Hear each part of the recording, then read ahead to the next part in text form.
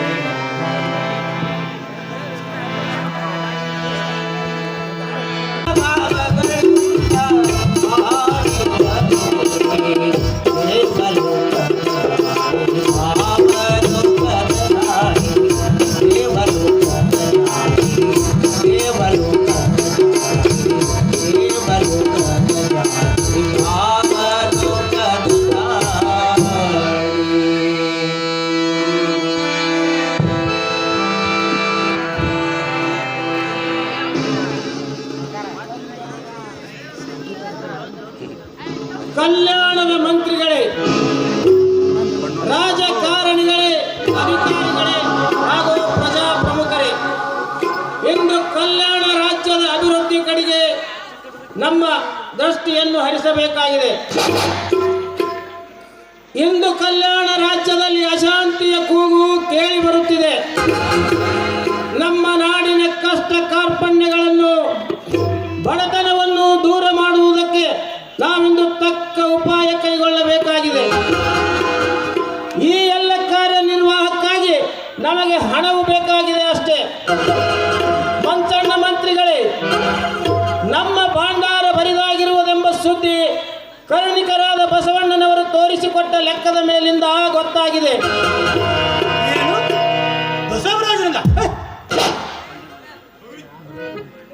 ಹೀಗೆ ಒಮ್ಮಿಂದೊಮ್ಮೆಲೆ ಭಾಂಡಾರವು ಬರಿದಾಗಲು ಕಾರಣವೇನು?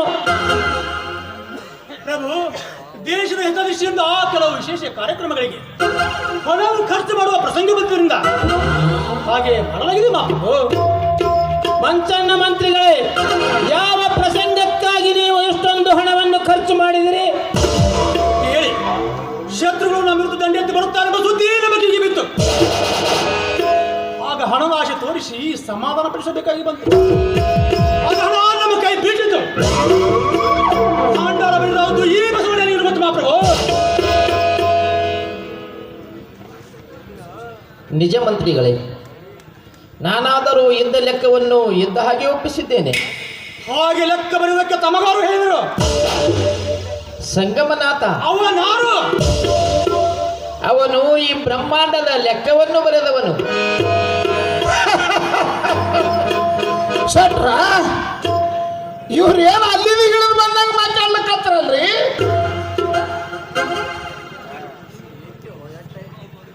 ಹೌದೇ, ಅವರು ಅಲ್ಲಿಂದಲೇ ಇಳಿದು ಬಂದಿದ್ದಾರೆ ಇಲ್ಲಿಗೆ. ಬಂದಿರ್ಬೇಕ್ರಿ, ನೋಡನ್ರಿ ಮುಂದೆ.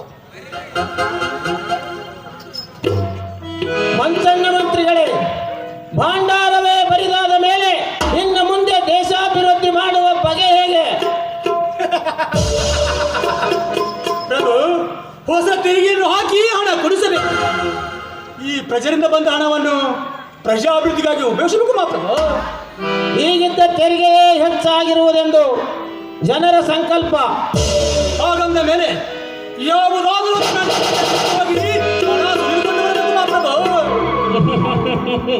ಒಳ್ಳೆಯ ಸಲಹೆ. ಮೈಯ ತೊಳೆಯಲು ಹೋಗಿ ಮಣ್ಣು ಮೆತ್ತಿಸಿಕೊಂಡಂತೆ, ಕಲ್ಲ ಕಟ್ಟಿಕೊಂಡು ಬಾಯಿಯಲ್ಲಿ ಬಿದ್ದಂತೆ ಮಂಥನರು ಆಲೋಚನೆ ಹೀಗೆ ನೋಡಿ. ಮಹಾಪ್ರಭುಗಳೇ, ಬಸವರಾಜ, ನಿಮ್ಮ ನಡತೆಯಲ್ಲಿ ನಮಗೆ ಅಪಾರ ವಿಶ್ವಾಸವಿದೆ. ಹೇಳಿ, ನಿಮ್ಮ ಅಭಿಪ್ರಾಯವೇನು?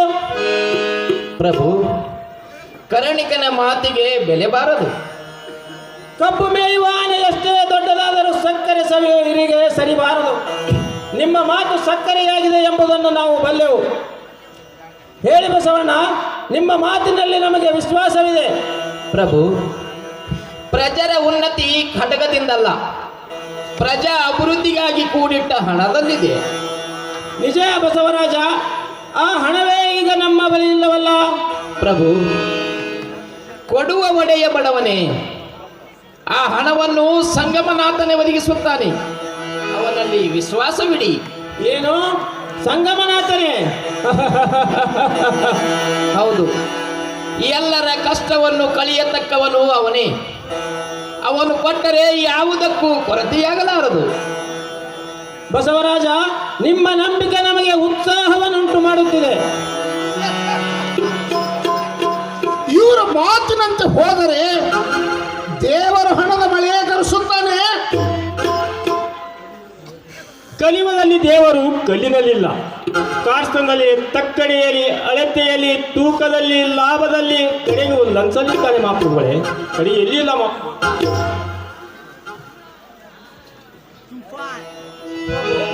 ವಿಭ್ರಾಂತಕೇಶ್ವರ ದೇವಾಲಯದಿಂದ ಒಬ್ಬ ಅರ್ಚಕನು ಬಂದಿದ್ದಾನೆ ಪ್ರಭು. ಯಾರವರು? ಬರಮಾಡಿ.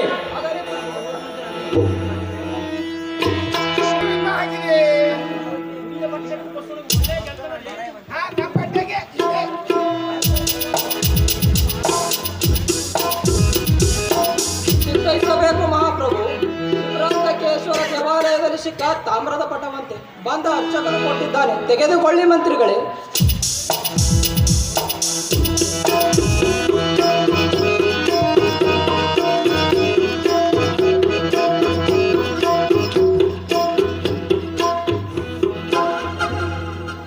ಇದಾವುದೋ ಪ್ರಾಚೀನ ಲಿಪಿ, ನಮಗೆ ತಿಳಿಯದ ಭಾಷೆ. ನೋಡಿ ಮಂಚಣ್ಣ ಮಂತ್ರಿಗಳೇ, ನಿಮಗೇನಾದರೂ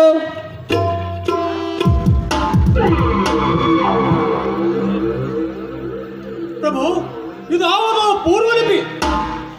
ಕಾಲ ವಾಲಿಗಿಂತ ಮೊದಲನೆಯದು. ಇದು ನೀವು ನೋಡಿ ಪತ್ರಸರೇ.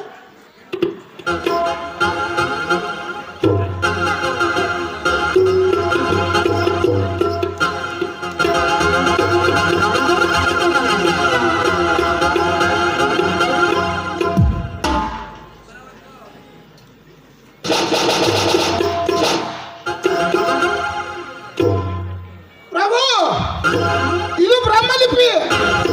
ಹಣಿಯಲ್ಲಿ ಬರೆದದ್ದು. ಶೆಟ್ರ, ಇದು ತಮಗೆ ಅರ್ಥ ಆಗ್ಬೇಕ್ರಿ. ಯಾಕಂದ್ರೆ ನೀವು ಖಾತೆ ಕಿರದಿ ಬರದ ಮಂದಿ. ನಿಮಗೆ ತಿಳಿದು ನಮ್ಗೆ ಯಾಕೆ ತಿಳ್ತೀರಿ? ನಾವು ಲಕ್ಷ್ಮೀ ಪ್ರಸನ್ನವರು, ಮೇಲಾಗಿ ಅಂಕಲ್ಪಿ ಮಂದಿ, ತಕ್ಕಡಿಯ ರಾಜ, ಕಾಣಿಯ ಪ್ರಭುತ್ವ. ಮಧುವರ್ಸರೇ, ನೀವು ತೆಗೆದುಕೊಳ್ಳಿ.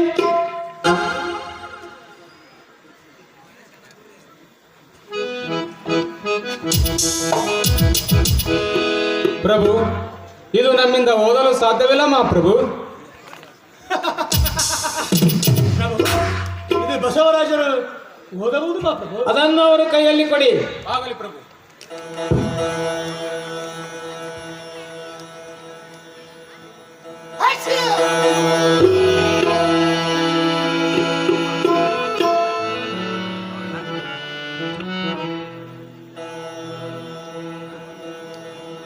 ಪ್ರಭು, ಈ ಲಿಪಿಯು ಅರ್ಥವಾಯಿತು.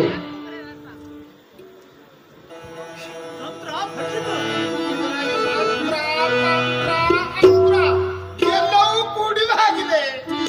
ಸಂಗಮನಾಥ, ನಮ್ಮ ಪ್ರಾರ್ಥನೆ ನಿನ್ನ ಕಿವಿಗೆ ಮುಟ್ಟಿ ನಿನ್ನ ಕರುಣೆ ಕಡಲಾಗಿದೆ. ಪ್ರಭು, ಈ ಲಿಪಿಯು ಒಳ್ಳೆಯ ಸಮಯದಲ್ಲಿ ಸಿಕ್ಕಿತು. ನಿಮ್ಮ ಇಚ್ಛೆ ಪೂರ್ಣವಾಯಿತು. ನಾಡಿನ ಕಷ್ಟ ತೊಲಗಿತು. ಬಸವಣ್ಣನವರೇ, ತ್ರಿಪುರಾಂತಕೇಶ್ವರು ನಮ್ಮ ಭಾಂಡಾರ ತುಂಬಿದೆ ಎಂದು ಈ ಲಿಪಿಯಲ್ಲಿ ಬರೆದು ಕಳಿಸಿರೋನೇನು? ಹೌದು, ಆ ಬ್ರಹ್ಮಾಂಡದ ಭಾಂಡಾರಿಯು ಹಾಗೆ ಮಾಡಿರುವನು. ಪ್ರಭು, ತಮ್ಮ ಸಿಂಹಾಸನದ ಕೆಳಗೆ 66 ಕೋಟಿ ಸುವರ್ಣ ನಾಣ್ಯಗಳು ಭೂಗತವಾಗಿವೆ. ಹಾಗೆ ಅದು ನೋಡಬಹುದು. ಆಶ್ಚರ್ಯ, ಪರಮಾಶ್ಚರ್ಯ. ಈ ನಮ್ಮ ಸಿಂಹಾಸನದ ಕೆಳಗೆ 66 ಕೋಟಿ ಸುವರ್ಣ ನಾಣ್ಯಗಳು. ಅಗೆಯುವ ಆಳುಗಳನ್ನು ಬರಮಾಡಿ ಅಗೆದು ನೋಡುವ. ಸೇವಕ, ಆಳುಗಳನ್ನು ಬರಮಾಡು. ಆಗಲಿ ಪ್ರಭು. ಬಸವರಾಜ, ಎಲ್ಲಿ, ಯಾವ ಜಾಗದಲ್ಲಿ ಅಗೆಯಬೇಕು? ಇಲ್ಲಿ ಹೋಗಿ ಮಹಾಪ್ರಭು ತಮ್ಮ ಸಿಂಹಾಸನದ ಕೆಳಗೆ.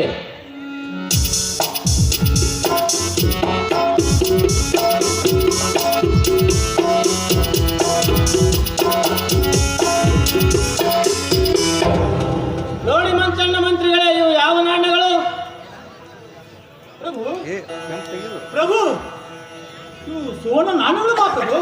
ಅವು ಬಸವರಾಜರ ಮನೆಗೆ ಕೊಟ್ಟು ಕಳುಹಿಸಿಬಿಡಿ.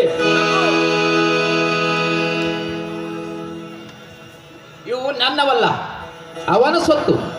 ತಾವುಗಳು ಅವನ ಪ್ರತಿನಿಧಿ, ಆದ್ದರಿಂದ ಇವು ತಮಗೆ ಸಲ್ಲಬೇಕು. ಇವುಗಳನ್ನು ಮುಟ್ಟಲು ಅನ್ಯರಿಗೆ ಅಧಿಕಾರವಿಲ್ಲ.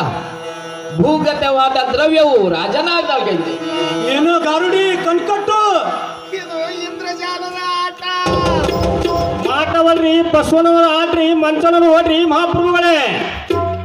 ಬಾಪರೆ ಬಸವೇಶ, ನಮ್ಮ ನಾಡಿನ ಉನ್ನತಿಗಾಗಿ ಸಾಧಿಸಿಕೊಟ್ಟ 66 ಕೋಟಿ ಸುವರ್ಣ ನಾಣ್ಯಗಳ ವಿಷಯ ಎಂದು ಗೊತ್ತಾಯಿತು.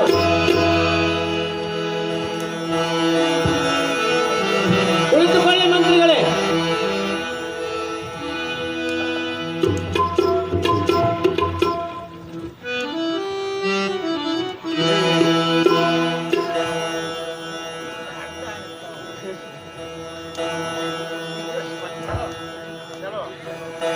ಪ್ರಜಾಪ್ರಮುಖರೇ, ಕಲ್ಯಾಣ ರಾಜ್ಯದಲ್ಲಿ ಇಂದಿನವರೆಗೆ ಚಿರಶಾಂತಿಯನ್ನುಂಟು ಮಾಡಿದ ಒಂದು ಮಹಾನ್ ವ್ಯಕ್ತಿ ಕಣ್ಮರೆಯಾಯಿತು.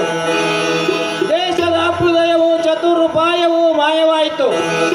ಅದರಿಂದ ನಮಗಾದ ಅಪಾರ ದುಃಖವು ಮರೆಯುವಂತಿಲ್ಲ. ಇನ್ನು ಮುಂದೆ ಚಾಲುಕ್ಯ ಸಿಂಹಾಸನದ ಮಹಾಮಂತ್ರಿ ಸ್ಥಾನವನ್ನು ನಿರ್ವಹಿಸಬಲ್ಲ ಶಕ್ತಿವಂತ ವ್ಯಕ್ತಿಯನ್ನು ಯಾರಾದರೂ ಸೂಚಿಸಿದಲ್ಲಿ ಅದರ ಬಗ್ಗೆ ವಿಚಾರಿಸಿ ನಿರ್ಣಯ ಕೈಗೊಳ್ಳಲಾಗುವುದು. ಯಾರು ಬೇಕಾದರೂ ಸೂಚಿಸಬಹುದು. ಮಂಚಣ್ಣ ಮಂತ್ರಿಗಳೇ, ಮೊದಲು ನಿಮ್ಮ ಸೂಚನೆಯಾಗಲಿ. ಮೊದಲು ಪ್ರಚಾರಿಸೋದಾಗಲಿ. ಪೆದ್ದರಸರೇ, ನೀವು ಹೇಳಿ. ಪ್ರಭು, ಯಾರ ಸೂಚನೆ ಆದರೂ ಪ್ರಜಾ ಕಲ್ಯಾಣವಾಗಬೇಕು ಮಹಾಪ್ರಭು. ರಾಜ್ಯ ಕಾರ್ಭಾರದಲ್ಲಿ ಮಹಾಮಂತ್ರಿ ಸ್ಥಾನಮಾನವನ್ನು ಬಹು ಉನ್ನತ ಮಟ್ಟದಲ್ಲಿ ಇದ್ದದ್ದು. ಆದ್ದರಿಂದ ಬಹುಕಾಲದ ಅನುಭವಿಸಿದವರಬೇಕು ಮಹಾಪ್ರಭು. ಆದ್ದರಿಂದ ಅಂತ ದೊಡ್ಡ ಅಧಿಕಾರವನ್ನು ವಹಿಸಬೇಕಾದ್ರೆ ಬಹುದಿನಗಳ ಅನುಭವವೂ ಬೇಕು ಮಹಾಪ್ರಭು. ಆದ್ದರಿಂದ ಆ ಭಾರವು ಮಂಚಣ್ಣ ಮಂತ್ರಿಗಳೇ ವಹಿಸಬಲ್ಲರು ಮಹಾಪ್ರಭು. ಮಧುವರಸರೇ, ನೀವು ಹೇಳಿ. ಪ್ರಭು, ಮಂಚಣ್ಣನವರೇ ಮಹಾಮಂತ್ರಿ ಸ್ಥಾನಕ್ಕೆ ಯೋಗ್ಯರಾಗಿದ್ದಾರೆ ಮಹಾಪ್ರಭು. ಪೆದ್ದರಸರೇ, ನಿಮ್ಮ ಅಭಿಪ್ರಾಯವೇನು?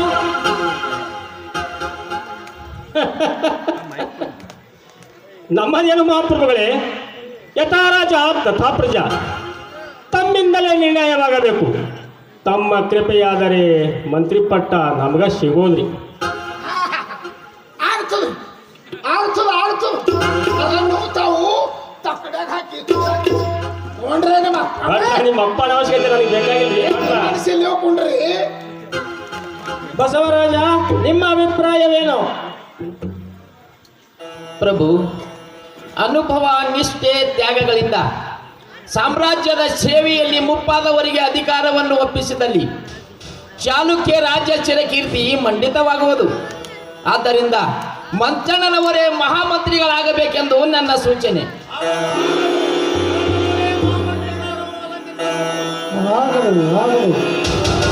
ಮಹಾಮಂತ್ರಿಗಳಾಗಬೇಕು.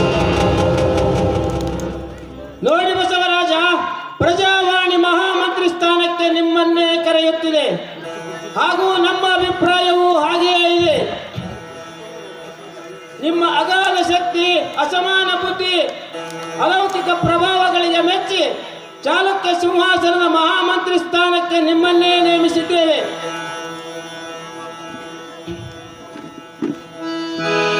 ಪ್ರಭು, ತಮ್ಮ ಪ್ರೀತಿ ವಿಶ್ವಾಸಗಳು ನನ್ನನ್ನು ಮೇಲಕ್ಕೆತ್ತಿ ಒಯ್ಯುತ್ತಿವೆ. ಆದರೆ ನನ್ನದೊಂದು ವಿನಂತಿಯನ್ನು ತಾವು ಮಾನ್ಯ ಮಾಡಿದ್ದಲ್ಲಿ ತಮ್ಮ ಆಜ್ಞೆಯನ್ನು ತಲೆಯ ಮೇಲೆ ಹೊತ್ತುಕೊಳ್ಳುವೆನು. ನಿಮ್ಮ ವಿನಂತಿ ಏನಿದ್ದರೂ ನಾವು ಒಪ್ಪಿಕೊಳ್ಳುತ್ತೇವೆ.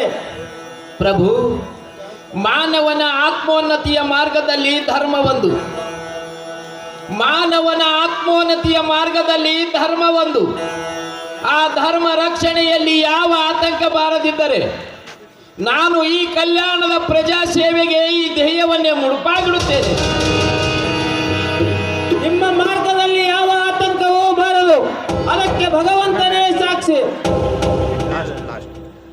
ಪ್ರಜಾಪ್ರಮುಖರೇ, ಮಂತ್ರಿಗಳೇ, ನಮ್ಮ ನಾಡಿನ ಉನ್ನತಿಗಾಗಿ ಶ್ರೀ ಬಸವಣ್ಣನವರನ್ನು ಮಹಾತ್ಮ ಬಸವಣ್ಣನವರು ಮಹಾಮಂತ್ರಿಗಳನ್ನಾಗಿ ನೇಮಿಸಿದ್ದೇವೆ. ಬನ್ನಿ ಬಸವರಾಜ, ಬನ್ನಿ, ಮಂತ್ರಿ ಪೀಠವನ್ನು ಅಲಂಕರಿಸಿ.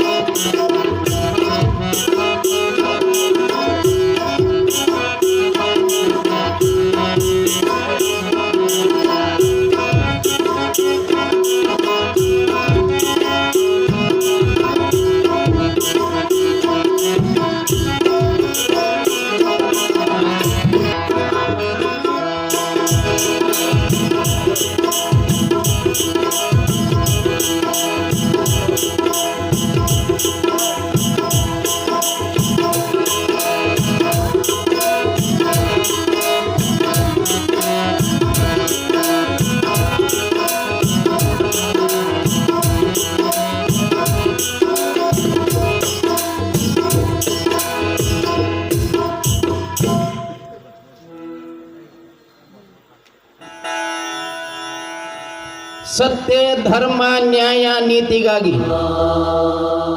ಜನಸೇವೆಯೇ ಜನಾರ್ದನ ಸೇವೆ ಎಂದು ಹಗಲಿರುಳು ಜನಸೇವೆಯಲ್ಲಿ ಜನ್ಮ ಸಹಿಸುತ್ತೇನೆಂದು ಪ್ರತಿಜ್ಞೆ ಮಾಡುತ್ತೇನೆ.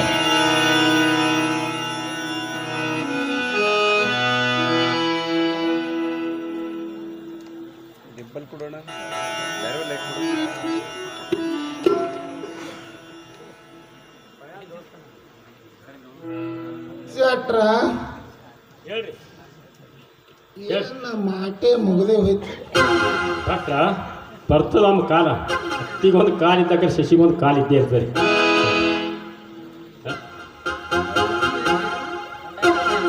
ಬಸವರಾಜರು ಬಲದೇವ ಮಂತ್ರಿಗಳಂತೆ ಪ್ರಜಾನುರಾಗಕ್ಕೆ ಪಾತ್ರರಾಗುತ್ತಾರೆಂದು ನಾವು ಆಶಿಸುತ್ತೇವೆ.